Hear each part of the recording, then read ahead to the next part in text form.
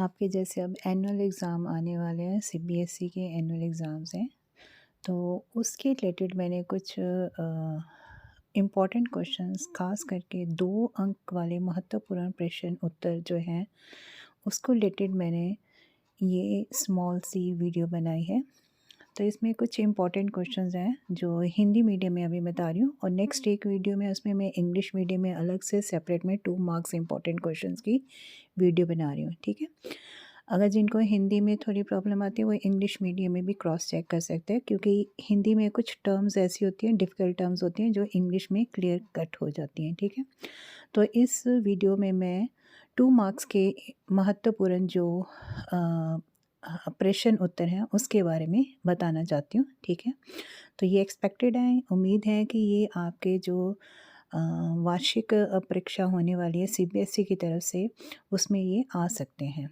तो पहला क्वेश्चन जो मेरा है, जो मेरी इम्पोर्टेंट क्वेश्चन है, शरणार्थियों और अप्रवासियों के बीच में अंतर स्पष्ट करिए, ठीक है। तो इसमें आंसर मेरा ख्याल आप सबको टीचर्स ने भी बताया होगा, फिर भी मैंने यहाँ पे आंसर्स लिखे हैं। आप इनका चाहे स्क्रीनशॉट ले सकते हैं और चाहे ये वीडियो जो है वो सेव कर सकते हैं, ठीक है।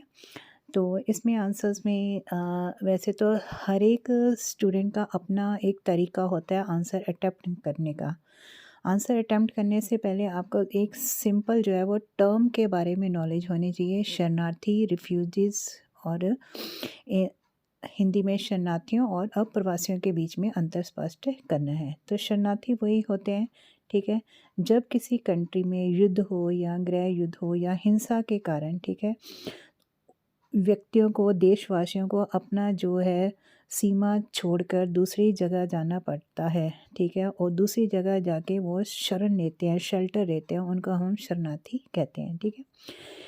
और इसी तरह अप्रवासी किन लोगों को कहा गया, वो जो अपनी इच्छा से, जैसे माइग्रेंट्स हो गए, ठीक है, माइग्रेंट्स को कहते हैं अपनी इच्छा से, चाहे आप स्टूडेंट वीज़ा के लिए बाहर जाते हो या काम के लिए बाहर जाते हो, ठीक है, अपनी इच्छा से अपना देश छोड़कर दूसरी जगह जाते हो, उसको हम कहते हैं अप्रवासी या माइग्रेंट्स, ठीक है। ये एक फर्स्ट इंपॉर्टेंट क्वेश्चन है ना। सेकेंड इंपॉर्टेंट क्वेश्चन जो मैंने डाला है, तीसरी दुनिया के देशों के सामने खतरों के किन्हीं 2 स्रोतों को बताएं, ठीक है। तीसरी दुनिया किसको कहा गया है, द थर्ड वर्ल्ड कंट्रीज़ किसको कहा गया है, जो सेकेंड वर्ल्ड वार के बाद जो कंट्रीज़ पहले उपनिवेशवाद के अंदर होती थी, कॉलोनलाइज सिस्टम के अंदर थी, ठीक है, वो डीकोलोनलाइज्ड हो गई, यानी कि वो उपनिवेशवाद से उनको छुटकारा मिला और वो आज़ाद हो गई। जैसे इंडिया का एग्जांपल ले लीजिए, ठीक है।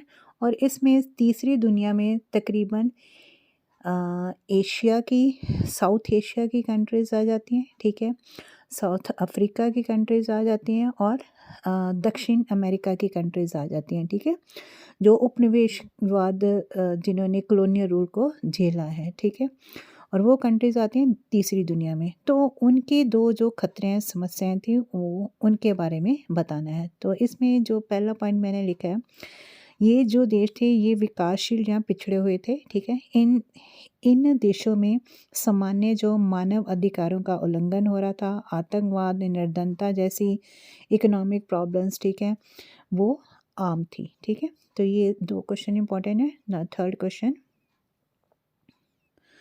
क्वेश्चन है, वैश्विक सांझी संपदा से क्या अभिप्राय है। जिसे हम कहते हैं ना ग्लोबल कॉमन्स, इंग्लिश में कहते हैं, ठीक है, हिंदी में वैश्विक सांझी संपदा किसको कहा गया है, ठीक है। अब सांझी संपदा आप देखो, जो नेचर है, कुदरत है, कुदरत में जो हमारा जो ब्रह्मांड मंडल है, अर्थ है, that is common to all. Antarctica है, जिस कॉन्टिनेंट में हम रह रहे हैं, ठीक है, जो एयर है, वाटर है, जो हम रिसोर्सेज जो कॉमन है सबके लिए, उसे हम कहते हैं सांझी संपदा। और वैश्विक वाले यानी कि वो सारे विश्व के कंट्रीज़ के लोगों की एक सांझी प्रॉपर्टी बन जाती है संपदा। तो वैश्विक संपदा ऐसी संपदा को कहते हैं जिस पर विश्व के सभी देशों का अधिकार होता है। उदाहरण के तौर पे यहाँ पे मैंने लिखा है अंटार्कटिका, ठीक है, हमारा जो ब्रह्मंडल है, महासागर है, ये एग्जाम्पल्स लिखे हैं। नाउ फोर्थ क्वेश्चन जो इम्पोर्टेंट है, अपनी आर्थिक व्यवस्था को सुधारने के लिए चीन द्वारा उठाए गए किन्हीं 2 कदमों का वर्णन कीजिए, ठीक है। चीन जो था 1978 में इसने ओपन डोर पॉलिसी को अपनाया था, ठीक है। तो उससे पहले जो चीन था आर्थिक समस्याओं से काफ़ी उलझ रहा था, ठीक है। तो उन आर्थिक समस्याओं को सुलझाने के लिए चाइना ने कौन से 2 कदम उठाए उनके बारे में बताना है, ठीक है। जैसे फर्स्ट पॉइंट मैंने यहाँ पे लिखा है, चीन ने 1972 में अमेरिका से संबंध स्थापित करके अपना राजनीतिक और आर्थिक एकांतवाद समाप्त कर दिया। एकांतवाद मतलब कि पहले आइसोलेटेड अकेला ही रहता था अपने आप में, ठीक है, राजनीतिक तौर पे, आर्थिक तौर पे। मगर जब इसने अमेरिका के साथ संबंध बनाए तो अपना एकांतवाद जो है वो समाप्त कर दिया। सेकंड पॉइंट बताया, चीन ने वर्ष 1978 में खुले द्वार की ओपन डोर पॉलिसी की नीति के माध्यम से आर्थिक सुधारों में घोषणा की। तो ये फोर्थ इम्पॉर्टेंट क्वेश्चन था। Now I come to the fifth important question.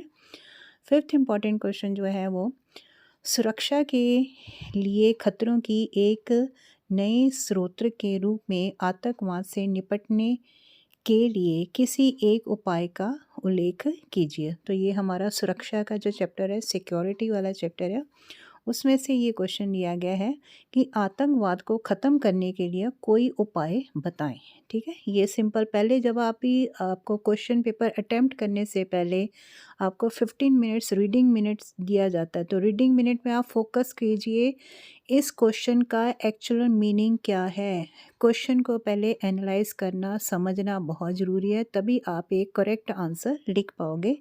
क्योंकि ज़्यादातर मोस्ट ऑफ स्टूडेंट्स जो है वो क्वेश्चंस ही अंडरस्टैंड नहीं कर पाते, ठीक है। तो आप अपनी सिंपल लैंग्वेज में पहले क्वेश्चन को समझे, तभी आप एक करेक्ट आंसर दे सकते हैं। तो यहाँ पे यही क्वेश्चन है कि आतंकवाद को सुरक्षा के खतरा है, तो उसको ख़त्म करने के लिए कौन सा उपाय किया जाए।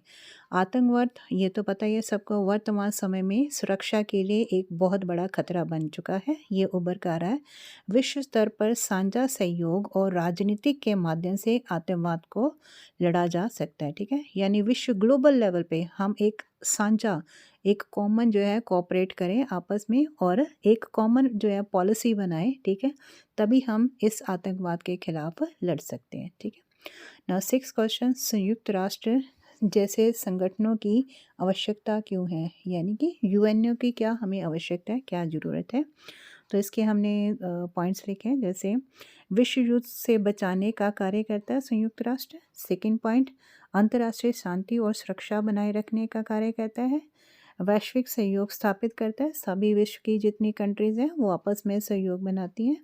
और नवीन वैश्विक चुनौतियों से निपटने के लिए भी आवश्यक है। जितने भी न्यू चैलेंजेस आ रहे हैं हमारे ग्लोबल लेवल से, उनको निपटाने के लिए भी हमें यूएन संयुक्त राष्ट्र संघ की आवश्यकता होती है। Now come to the seventh question. Seventh question है, बांध निर्माण पर रोक लगाने वाली मांग के विरुद्ध कोई 2 तर्क दीजिए, ठीक है। तो बांधों के निर्माण के रोकने के लिए सबसे वो बड़ा जो तर्क आ रहा है कि बहुत लोग विकास की प्रक्रिया के अवरुद्ध करना मानते हैं कि जो बांध के निर्माण हो रहे हैं तो उनके विकास के लिए ये एक रुकावट का काम करते हैं। बांध सिंचाई के लिए पानी, बिजली उत्पन्न करता है, पीने का पानी प्रदान करता है और बाढ़ रोकने के लिए महत्वपूर्ण कार्य भी करता है, ठीक है। तो ये हो गया seventh question. Now come to eighth question. Bharat ने 1968 में परमाणु अप्रसार संधि पर हस्ताक्षर करने को क्यों इनकार कर दिया। तो इसको एनपीटी भी कहते हैं, नॉन प्रोलिफरेशन ट्रीटी। 1968 में जो बनी थी संधि, उसके ऊपर भारत ने हस्ताक्षर क्यों नहीं किए, ठीक है। ये तो सबको पता है कि ये जो संधि थी यह पक्षपातपूर्ण थी, ठीक है। तो पहला पॉइंट मैंने इसमें ये लिखा हुआ है कि इसके लिए इनकार किया गया क्योंकि भारत की संधि को पक्षपातपूर्ण माना गया। सेकंड पॉइंट, भारत को अपनी सुरक्षा व्यवस्था बनाए रखने के लिए अपने पड़ोसी देशों की परमाणु शक्ति का मुकाबला भी करना पड़ता है। तो हमने अपनी जो कहते हैं ना, अपनी कंट्री की सेल्फ डिफेंस करने के लिए भी हमें अपनी परमाणु शक्ति को बढ़ावा दिया, ठीक है। Now come to ninth question. Ninth question जो इम्पोर्टेंट डाला है, वैश्विक व्यापार प्रणाली में सुधार लाने के लिए अंगटाक द्वारा प्रस्तावित किन्हीं 2 सुधारों का उल्लेख कीजिए, ठीक है। तो अनटाड द्वारा प्रकाशित सुधार कौन से हैं? पहला पॉइंट, जितने भी अल्प विकसित देश हैं उनको अपने जो प्राकृतिक संसाधन है संसाधन है उन पर नियंत्रण करना होगा। सेकंड पॉइंट, जो पश्चिमी देश हैं, पश्चिमी बाजारों के देशों तक उनकी पहुंच भी होनी चाहिए, यानी जितनी भी डेवलप कंट्रीज़ हैं, ठीक है। अंतर्राष्ट्रीय आर्थिक संस्थाओं में अल्प विकसित देशों की भूमिका भी बढ़नी चाहिए, ठीक है। जितने भी बड़े आर्थिक संगठन बने हैं उनमें भी हमारे जैसे जो अभी कह दो अल्प विकसित देश हैं उनकी भूमिका भी बढ़ानी चाहिए। पश्चिमी देशों से आयातित प्रौद्योगिकी सस्ती दरों पर उपलब्ध होने की भी हमें मांग करनी चाहिए, ठीक है। तो ये 4 पॉइंट मैं यहाँ पे मेंशन किए हुए हैं।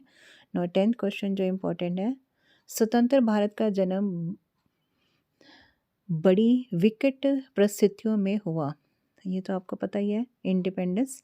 तो किन्हीं 2 उपयुक्त तर्कों द्वारा इस कथन की पुष्टि करिए, ठीक है। कैसे इसका जन्म बड़ी मुश्किल से हुआ है इंडिया का, इसके हमने कुछ तर्क बताने हैं। पहला, स्वतंत्रता समय विभाजन हुआ, स्वतंत्रता देश के कारण देश का विभाजन हो गया।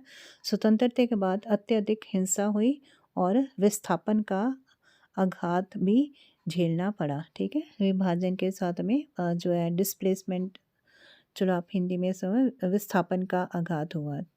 नेक्स्ट 11th क्वेश्चन जो है, ऐसे किन्हीं 2 कारकों का विश्लेषण कीजिए जो पाकिस्तान के बनने के लिए उत्तरदायी थे, यानी कि 2 ऐसे रीज़न बताने हैं जिसके कारण पाकिस्तान का निर्माण हुआ। पहला पॉइंट ये है, मुस्लिम लीग द्वारा प्रतिपादित द्विराष्ट्र का सिद्धांत, 2 नेशन थ्योरी थी, आपको पता ना, 2 नेशन थ्योरी जो थी मुस्लिम लीग ने की थी, मोहम्मद अली जिन्ना ने की थी। सेकंड पॉइंट, कांग्रेस और मुस्लिम लीग के बीच राजनीतिक प्रतिस्पर्धा, ठीक है ना। 12th क्वेश्चन, सोवियत प्रणाली की किन्हीं 2 विशेषताओं का वर्णन कीजिए, यानी कि सोवियत सिस्टम जो था उसके कुछ मेन फीचर्स आपने बताने हैं। फर्स्ट पॉइंट, केवल साम्यवादी पार्टी को मानता थी। सेकंड, बेरोजगारी का अभाव था। पूंजीवादी और निजी संपत्ति का विरोध था वहाँ पे। राज्य द्वारा मनुष्य की आधारभूत आवश्यकताओं की पूर्ति की जाती थी, ठीक है। Now come to 13 question.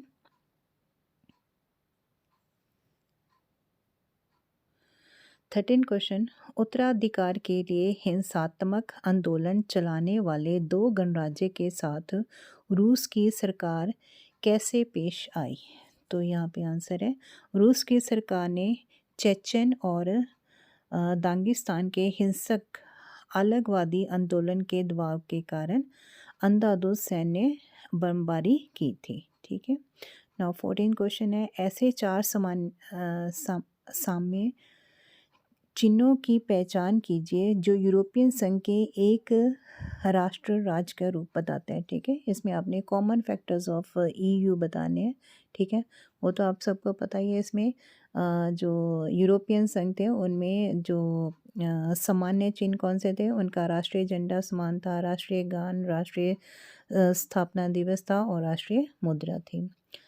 ना अब 15 क्वेश्चन जो इम्पोर्टेंट है, भारत की मिश्रित अर्थव्यवस्था प्रणाली की किन्हीं 2 विशेषताओं का उजागर करें। भारत में मिक्स्ड इकोनॉमिक सिस्टम है, उसकी 2 फीचर्स आपने बताने हैं। फर्स्ट, कृषि, व्यापार और उद्योगों के काफ़ी हिस्से को निजी हाथों में छोड़ दिया गया है, कृषि, व्यापार और उद्योगों को। सेकंड पॉइंट, राज्य नियंत्रण प्रमुख भारी उद्योगों के आधारभूत ढांचा प्रदान किया है, व्यापार का नियमित हुआ है, कृषि के क्षेत्र में बड़े हस्तक्षेप किए गए हैं, ठीक है। नाउ 16 क्वेश्चन, वर्ष 1991 में सोवियत संघ में होने वाले तख्तापलट को किसने बढ़ावा दिया और क्यों, ठीक है। यानी जो डिसइंसुलेशन हुआ था यूएसएसआर का, तो इसके लिए कौन से ज़्यादा कारण है या किस वजह से मेन उसको प्रोत्साहन मिला। पहला पॉइंट है, इस तख्तापलट को साम्यवादी पार्टी की कट्टरपंथियों के प्रोत्साहन मिला, जो कम्युनिस्ट पार्टी थी वहाँ की। तो उनके जो लीडर्स थे उनकी वजह से। सेकंड पॉइंट, वे लोग साम्यवादी पार्टी के अंदर सुधारों के विरोधी थे, ठीक है, वो साम्यवाद कम्युनिस्ट पार्टी में सुधार नहीं लाना चाहते थे, ठीक है। चलिए अब है आपका 17 क्वेश्चन। 17 क्वेश्चन है, भारत के संविधान निर्माताओं ने सुनिश्चित किया कि विकास तथा कल्याण समूचे समाज का होना चाहिए, ना ही केवल कुछ एक वर्गों का। समूचे सारे समाज के लिए होना चाहिए विकास और कल्याण। तो इस कथन की व्याख्या स्थापित करने के लिए किन्हीं दो उपरोक्त तर्क दीजिए। कोई इनके जो तर्क आपने स्पष्ट लिखने हैं। पहला पॉइंट, भारतीय संविधान में सामाजिक से वंचित समूह, धार्मिक सांस्कृतिक समुदाय के लिए समानता और विशेष सुरक्षा के सिद्धांत को अपनाया गया है। सेकंड पॉइंट, संविधान ने राज्य के नीति निर्देशन सिद्धांत में कल्याणकारी लक्ष्यों को निर्धारित किया गया है, ठीक है। नाउ नेक्स्ट 18 क्वेश्चन, गर्बाचोव द्वारा लाए गए किन्हीं दो सुधारों का उल्लेख कीजिए। गर्बाचोव आपको पता है ना, सोवियत संघ में, ठीक है, 1985 में आए थे। तो गर्बाचोव ने कौन से सुधार लाए थे, ये पहला इसका आंसर है। गर्बाचोव जो सोवियत संघ में खुलेपन और पुनर्गठन की नीति को अपनाया, जिसे हम ग्लासनोट और प्रेस्टोरिका भी कहते हैं। इंग्लिश जैसे ये रशियन लैंग्वेज में ग्लासनोट एंड प्रेस्टोरिका, और इसका जो हिंदी में अगर अनुवाद करें तो इसे हम कहेंगे ग्लासनोट खुलापन और पुनर्गठन, ठीक है। ये नीति अपनाई थी गर्बाचोव ने। तो इनके दो प्रमुख सुधार कौन से थे? पश्चिम के देशों के साथ सामान्य संबंध स्थापित करना। नंबर 2, सोवियत प्रणाली को लोकतंत्रीकरण करना। नंबर 3, अमेरिका के साथ हथियारों की दौड़ को समाप्त करना, ठीक है। चलिए नाउ नेक्स्ट 19 क्वेश्चन, सोवियत संघ के विघटन के किन्हीं दो कारणों का उल्लेख कीजिए। दो कारण आपने बताना है जिसके कारण सोवियत संघ का विघटन हुआ। पहला, उपभोक्ता वस्तुओं की कमी के कारण आर्थिक ठहराव आ गया था। दूसरा, व्यापारिक भ्रष्टाचार और गलतियों को सुधारने का अक्षमता हो गई थी। नौकरशाही का शिकंजा बढ़ता जा रहा था। साम्यवादी पार्टी की तानाशाही जो वो थी वो बढ़ती जा रही थी, ठीक है। चलिए अब हमारा आ रहा है 20th क्वेश्चन। 20th क्वेश्चन है, तजाकिस्तान में हुआ गृह युद्ध कितने वर्षों तक चलता रहा और यह गृह युद्ध कब समाप्त हुआ? तजाकिस्तान में गृह युद्ध स्टार्ट हुआ था 1991 में, ठीक है। ये 10 वर्ष तक चलता रहा था, 2001 तक।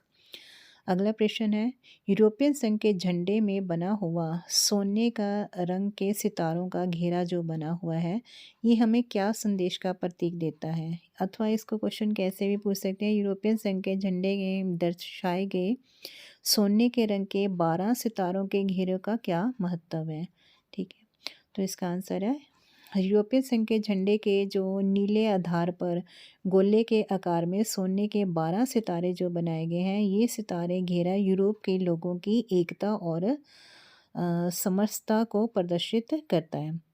12 की जो संख्या है वह पारंपरिक रूप से पूर्णता, समग्रता और एकता का प्रतीक बताया गया है, ठीक है। चलिए अब 22वां प्रश्न है, वो भी यूरोपियन संघ की ही है। यूरोपियन संघ की ऐसी दो विशेषताएं लिखिए जो इसे प्रभावशाली संगठन बनाती है। तो पहला पॉइंट देखा गया, यूरोपियन संघ वर्ष 2005 में विश्व की सर्वाधिक बड़ी अर्थव्यवस्था बन गई थी। यह दर्शाया गया एक प्रभावशाली संगठन है, बहुत ही स्ट्रॉन्ग संगठन है। दूसरा पॉइंट, यूरोपियन संघ के सदस्य देश फ्रांस के पास वीटो शक्ति भी है, साथ साथ परमाणु शक्ति भी है, ठीक है। फ्रांस है, इंग्लैंड है, ठीक है, इन दो कंट्री यूरोपियन संघ के मेंबर्स हैं, इनके पास वीटो पावर भी और परमाणु शक्ति में भी सबसे आगे है। नंबर 2 अमेरिका के बाद नंबर 2 पे। नाउ इसके बाद प्रश्न 23, 23rd क्वेश्चन, आसियान शैली से आपका क्या अभिप्राय है? इसके दो उद्देश्य बताएं। ठीक है, आसन शैली, पहले तो इसका अभिप्राय बताएं। अनौपचारिक, टकराव रहित और सहयोगात्मक मेल मिलाप का एक नया उदाहरण जो है प्रस्तुत करने की आशिया ने काफ़ी यश प्राप्त किया है और इसे आशियान शैली कहा गया है।